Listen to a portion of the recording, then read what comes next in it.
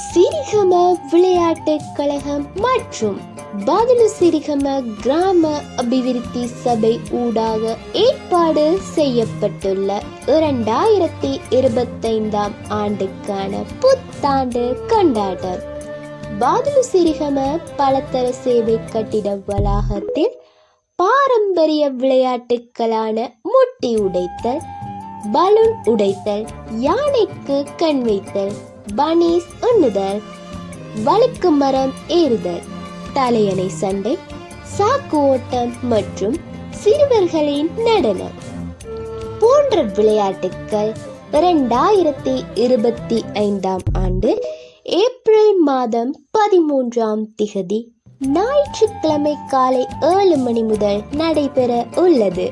அன்று இரவு டிஜே இசை நிகழ்ச்சியுடன் கேராக் இசை விழாவும் நடைபெற உள்ளது.